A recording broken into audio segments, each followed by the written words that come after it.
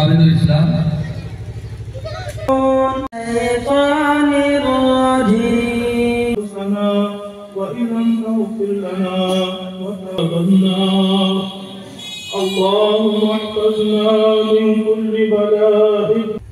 আজি চূড়ান্ত দিনত আমি এই পতাকা উত্তোলন কাৰ্যসূচী আমি আৰম্ভ কৰিবলৈ ওলাইছো।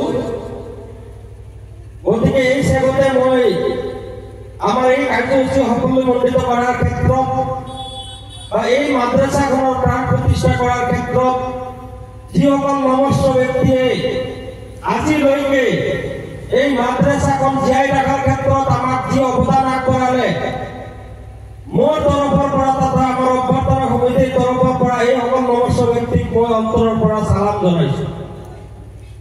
বিশেষ ক'বলগীয়া নাই। আমি নথকালৈকে, আমি থকা অৱস্থাতে হওক, আমি নথকা অৱস্থাতে হওক, এই মাদ্ৰাসাৰ প্ৰাণ প্ৰতিষ্ঠা হৈ থাকে আৰু চিৰ জিন্দগীৰ কাৰণে এই মাদ্ৰাসাখন যাতে জীয়াই থাকে তাৰ কাৰণে আমি সবে কাম কৰিব লাগিব। দুখীয়া, গৰীব, ধনী সকলো স্তৰৰ সকলো মানুহে আমাৰ এই মাদ্ৰাসাৰ প্ৰাণ প্ৰতিষ্ঠাৰ ক্ষেত্ৰত আৰু এই মাদ্ৰাসাখন জীয়াই ৰখাৰ ক্ষেত্ৰত সবে কাম কৰি যাব লাগিব। মই বিগত আজি 8 বছৰ ধৰি এই মাদ্ৰাসাখনত ওতপ্ৰোতভাৱে জড়িত হৈ আছো। আজি এটা কথা যদিও ক'বলগীয়া নহয়, তথাপি মই এই চাগতে ক'বলৈ ওলাইছো, যিহেতু আমাৰ এই অঞ্চলৰ বিশিষ্ট ব্যক্তিসকল ইয়াত উপস্থিত আছে। এখন মাদ্ৰাসা কেতিয়া আগুৱাই যাব নোৱাৰে তেতিয়ালৈকে মানুহজনৰ আমাৰ এই অঞ্চলৰ সদিচ্ছা মাদ্ৰাসাৰ লগত জড়িত নহয়। আমি সকলোৰে সদিচ্ছা এই মাদ্ৰাসাৰ লগত আমাৰ সেন্টিমেন্ট জড়িত হ'ব লাগিব। প্ৰত্যেকটো মানুহ আবেগ অনুভূতি এই মাদ্ৰাসাখনৰ লগত জড়িত হ'ব লাগিব। গতিকে এই হিচাপতে আমাৰ এই অঞ্চলৰ বিশিষ্ট নমস্য ব্যক্তিসকলক মই এটা কথাই বৰদৰে অনুৰোধ কৰিছো, এই মাদ্ৰাসাখন আগুৱাই লৈ যোৱাৰ ক্ষেত্ৰত আপোনালোকে আগুৱাই আহক। আমি মাদ্ৰাসাখন যাতে আগুৱাই লৈ যাব পাৰো। এই মাদ্ৰাসাখন এই অঞ্চলৰ ইতিহাস বহন কৰি আছে। এই অঞ্চলৰ এই মাদ্ৰাসাখনে 50 বছৰত ভৰি দিছে। গতিকে এই অনুষ্ঠানটোক আমি জীয়াই ৰখাৰ কাৰণে সবে আমি কাম কৰিব লাগিব। আৰু আমি এটা প্ৰতিশ্ৰুতি আমি ৰাইজৰ মাজত দিছো, আমি অকল ধৰ্মীয় শিক্ষাৰ লগত সংগতি ৰাখি আমি যাতে আগত ভৱিষ্যতে আমি যাতে ইয়াত আমাৰ যিখিনি জেনেৰেল এডুকেশ্যন এইখিনি যাতে আমি প্ৰডিউচ কৰি ইয়াত যাতে আগুৱাই লৈ যাব পাৰো, তাৰ কাৰণে মই আমাৰ সকলো স্তৰৰ আমাৰ বুদ্ধি সকলক মই আহ্বান জনাইছো। সন্মানীয় সভাপতি মাননীয় মকবুল হোসেন সাহেবে আমার মূল পতাকা করে উত্তোলনের দিকে আগবাড়িয়েছে।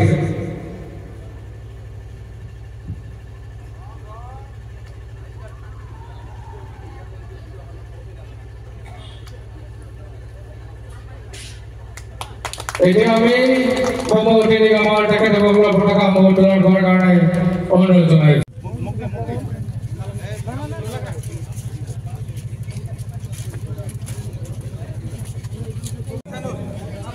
উত্তোলকসকলক আমি 51তম বাৰ্ষিক অধিবেশনৰ অভ্যৰ্থনা আনারুল উলুম মাদ্রাসার উন্নতি কল্পে আজি এক বিশাল ধর্মসভা আয়োজন করা হয়েছে। এই ধর্মসভার 3 জোড়া কার্যসূচী আমি হাতত লৈছো। এতিয়া আমার অলরেডি পতাকা উত্তোলন হয়ে গেল, এটা বৃক্ষরোপণ হয়ে গেল। ইয়ার পিছে পিছে আমার প্রতিযোগিতামূলক কার্যসূচী আছে। ইয়াতে আমার গজল প্রতিযোগিতা, খেল ধেমালি, ক্রায়ত প্রতিযোগিতা আছে। তার পিছে পিছে ঠিক 7 বাজার লগে লগে মুকলি সভা।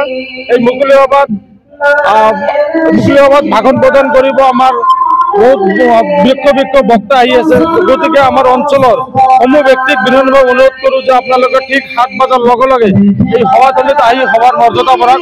লগতে আমাৰ এই অঞ্চলৰ ভিতৰত সবচেয়ে ডাঙৰ মাদ্ৰাসা হ'ল কালধাৰ মাদ্ৰাসা, কাৰণ এই প্ৰগ্ৰাম অঞ্চলৰ ভিতৰত 3খন মাদ্ৰাসা আছে, কোদালধাৰ মাদ্ৰাসা, বানাত মাদ্ৰাসা और কালধাৰ মাদ্ৰাসা। তাৰ ভিতৰে সবচেয়ে পুৰোনো মাদ্ৰাসা হল আমাৰ কালধাৰ মাদ্ৰাসা।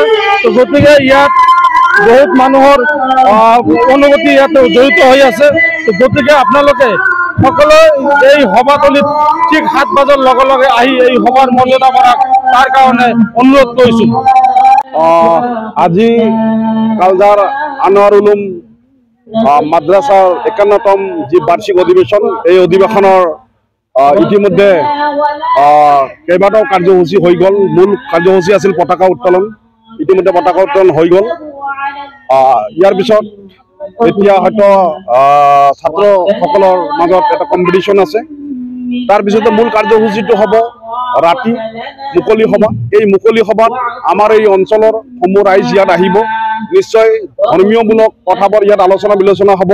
লগতে ইয়াত এটা আকৰ্ষণ আছে, এইটো হ'ল যি ফৈজুদ্দিন আহমেদ চাহাব ইয়াত আহি আছে। তেখেত বিশ্বৰ আগশাৰীৰ এজন বৈজ্ঞানিক হয়, তেখেতে আহি আছে। তেখেতে যিহেতু মাদ্ৰাছাৰ লগত ৰিলেটেড এজন ব্যক্তি, এইজন ব্যক্তি আজি ইয়াত আহি আছে। তেওঁ নিশ্চয় ধৰ্মীয় লাইনতে হওক আৰু আমাৰ বৰ্তমান বিজ্ঞানিক যুগত আৰু কোৰাণৰ লগত যে বিজ্ঞানিকৰ এটা মিল আছে, এই কথা তেখেতে নিশ্চয় সাদৰি ইয়াত কৰিব।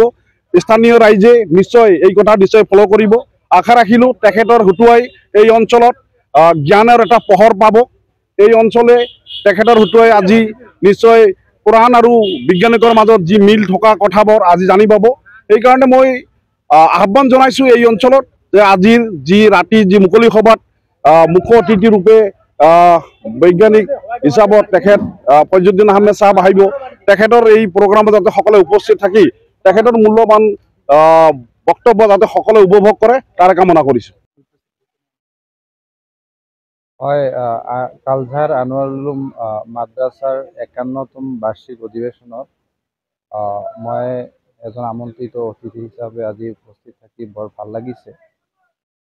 অতিকৈ ভাল লগা বিষয়টো হ'ল যে ইয়াতে জাতি ধৰ্ম বৰ্ণ নিৰ্বিশেষে বিভিন্ন শ্ৰেণীৰ মানুহে আজিৰ এই পবিত্ৰ অনুষ্ঠানত যোগদান কৰিছে।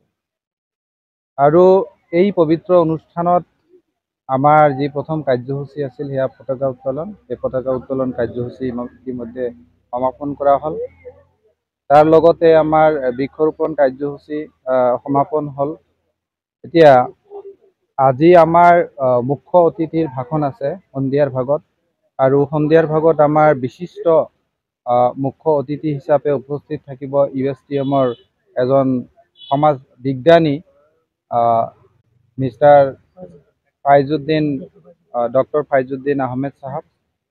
তেখেতে এজন সুপৰিচিত বিজ্ঞানী হয়, অসমৰ সকলো মানুহে ভালকৈ জানে। তো ইয়াতে বেচিকেলি আমাৰ সমাজত যি বাতাবৰণ যেনেকুৱা বিভিন্ন সমাজখনক উত্তৰণৰ ক্ষেত্ৰত শিক্ষাই আমাক বিশেষভাৱে সহায় কৰে। আমাৰ জেনেৰেল শিক্ষাৰ লগতে মাদ্ৰাছা শিক্ষাৰো প্ৰয়োজন আছে। আৰু মাদ্ৰাছা শিক্ষাৰ যোগেদি যেনেকৈ আমাৰ যিটো জীৱন প্ৰণালী, ইছলামিক শিক্ষাৰ যোগেদি আমি জীৱন প্ৰণালীটো আমি সুন্দৰভাৱে আমি পৰিপাটিকৈ যাতে পৰিচালিত কৰিব পাৰোঁ, সেইটো এটা মূল উদ্দেশ্য। আৰু বিভিন্ন জাতি ধৰ্ম বৰ্ণ নিৰ্বিশেষে মানুহখিনি ইয়াত উপস্থিত হৈছে, আৰু এইটো এটা ভাল লগা দিশ হয়।